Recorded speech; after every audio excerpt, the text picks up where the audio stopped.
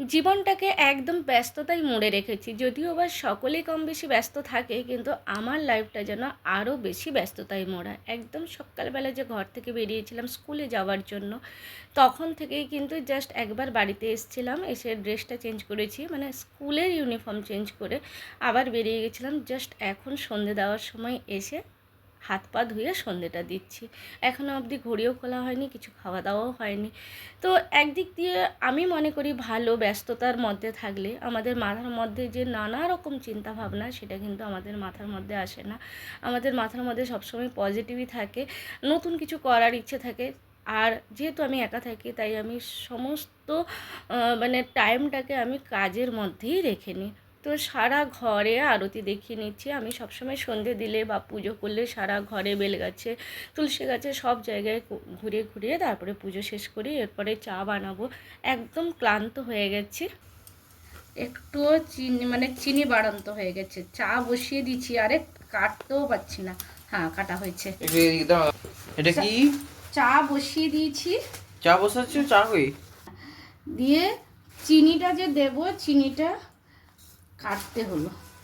আজকে একটু বেশি করে চা খাবো, নর্মালি আমি এত চা খাই না। কিনে রেখেছো?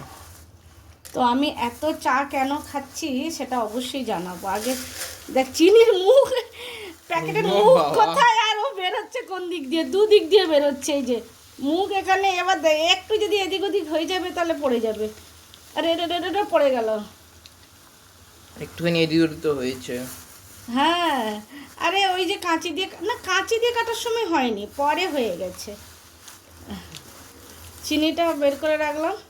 হঠাৎ করে আমরা প্ল্যানিং করলাম আজকে একটু, মানে চা সন্ধ্যাবেলা আমি একার জন্য খাই, এটা ঢুকবে।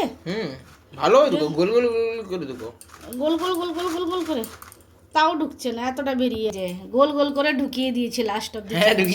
আচ্ছা, হ্যাঁ, লাস্ট অব্দি ঢুকিয়ে দিয়েছি। এবার ওটাতে চিনি দিয়ে চিনি, এবার চা পাতা দিয়ে দিই। আজকে মনে হচ্ছে না অনেকজন মিলে চা খাবে, অনেক চা হচ্ছে, কিন্তু না, অনেক চা হচ্ছে না। আসলে ব্যাপারটা হচ্ছে শুধু তিন চামচই চা ঢালা হয়েছে। আসলে আমরাই বেশি করে চা খাবো, তার কারণ হচ্ছে একটা আছে। আমরা নর্মালি এত চা খাই না, আমি তো এত চা খাই না, আমি আধা কাপ চা খেলেই আমার হয়ে যায়। তো সে জায়গায় আমি আজকে এত চা খাবো, কারণটা একটা খুবই সুন্দর। তোমরাও যদি কেউ করে থাকো তাহলে অবশ্যই জানিও। আমার মনে হয় আমার মতন তোমরাও এই জিনিসটা পছন্দ করো। আরে চা ফুটে ফুটে আমাদের গ্যাসটা একদম নোংরা হয়ে গেছে। সকালবেলা রান্না করে তাড়াহুড়ো করে বেরিয়ে গেছি সেই সকালবেলা, তখন থেকে এই মাত্র ঢুকলাম এই সন্ধেবেলা। এখনও জাস্ট ঘড়ি খোলা হয়নি, এই যে হাতে এখনও ঘড়ি আছে। তো আগে একটু চাটা খাই, খুব খিদে পেয়েছে, তারপরে গ্যাসটাকে দেখবো। গ্যাসের অবস্থা যা হয়েছে, মানে নিজেও দেখতে পাচ্ছি না। আগে গ্যাস পরিষ্কার করলে তারপরে গিয়ে কথা, তারপরে তো রান্না বান্না করবো। এখন 7:30 বাজে। হ্যাঁ, এত দেরি হওয়ারও কারণ আছে, কারণ থাকে। আমি একটু নানা রকম কাজে ব্যস্ত হয়ে যাই, যার জন্য জাস্ট এই মাত্র ঘর ঢুকে আগে চাটা খেয়ে তারপরে আমি খাবো এত চা। এবার চাটা গড়িয়ে ফেলি। বাহ, তোর তো একদম এক কাপ হয়েছে। আমি কি এই কাপে ঢালবো? এই কাপে কুলাবে না, দাঁড়া আর একটা কাপ বার করতে হবে, এটাতেই হয়ে যাবে। এই যে চা,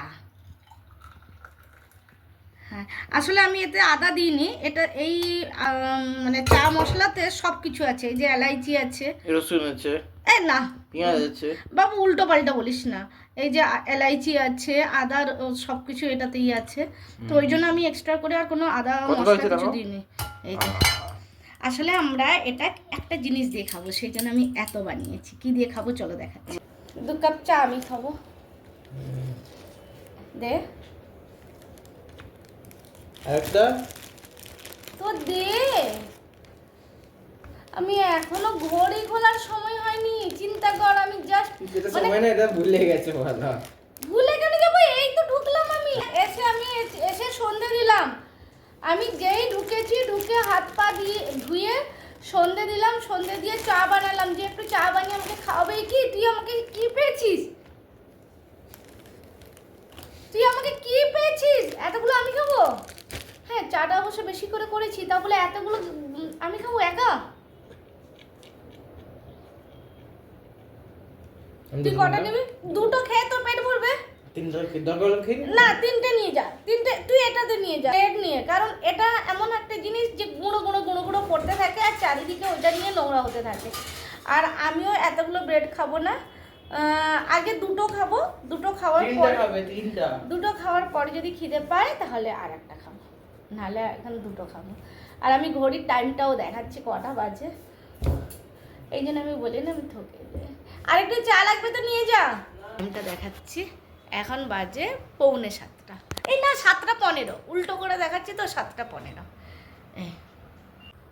চা, ব্রেড, ব্যাস। এটা চা দিয়ে মানে ব্রেড চা দিয়ে খেতে সত্যিই ভালো লাগে। ব্রেড দুধ দিয়ে খেতেও ভালো লাগে, ব্রেড চা দিয়ে খেতেও খুব ভালো লাগে, দারুণ লাগে। তোমাদের কার কার পছন্দ চা দিয়ে ব্রেড? আমি ব্রেডটাকে সেঁকিও নেই, এমনি সেঁকলেও ভালো লাগে না, একদম নরম। তুই কখনো খেয়েছিস চা দিয়ে ব্রেড, দুধ দিয়ে ব্রেড খেয়েছিস কখনো? দুধ দিয়ে ব্রেড খেয়েছিস? আরে বাহ, গুড গার্ল, ভালো করেছিস। ছোট বাচ্চা না, ওই জন্য চা খেতে নেই। না, ছোট বাচ্চারা চা খায় না, দুধ দিয়েও আমার ব্রেড খেতে সত্যি ভীষণ ভালো লাগে। মানে দুধ দিয়ে ভাত খেতেও ভালো লাগে, দুধ দিয়ে ব্রেড খেতেও ভালো লাগে। তুই দুধ দিয়ে ভাত খেয়েছিস কখনো? ওয়াও, কেমন লাগে খেতে? না, দারুণ লাগে।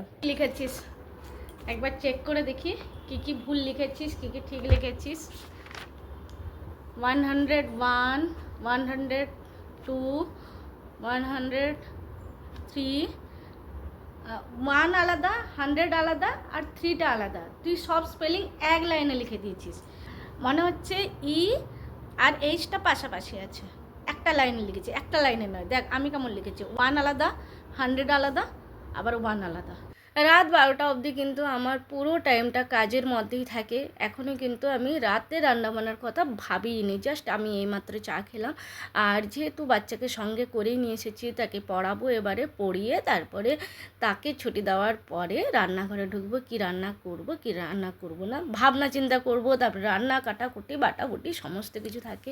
সারাদিনে থালা বাসনও পড়ে আছে, কারণ দুপুরবেলার যে থালা বাসন সমস্ত কিছু পড়ে আছে, সব মাজা ধোয়া। তো এতটাই ব্যস্ততার মধ্যে থাকি যে মানে কি বলবো, নিজের শরীর খারাপটাও অনেক সময় প্রাধান্য দেওয়া হয় না, কারণ সেটাকে শরীর খারাপ বলে যদি কোথাও বসে যায় ব্যাস, তাহলে অন্য কাজটা আর হবে না।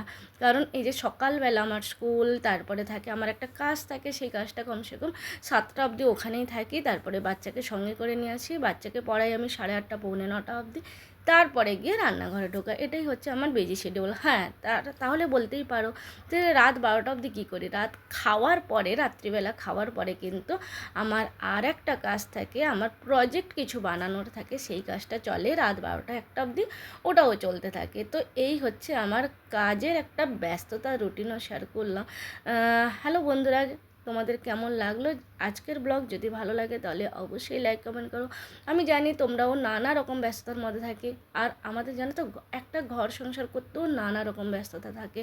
যে ঘরটাকে পরিপাটি করে গুছিয়ে রাখা, সুন্দরভাবে সমস্ত কিছু ধ্যান দেওয়া, সেটাও কিন্তু একটা কাজের মধ্যে থাকে। আমরা মানে আমাদের লাইফটা সারাক্ষণ কাজের মধ্যেই থাকে। তো যাই হোক বন্ধুরা, যদি ভালো লাগে তাহলে অবশ্যই কমেন্টসে জানিও। টাটা, বাই বাই, শুভ সন্ধ্যা, সবাই ভালো থেকো, টাটা।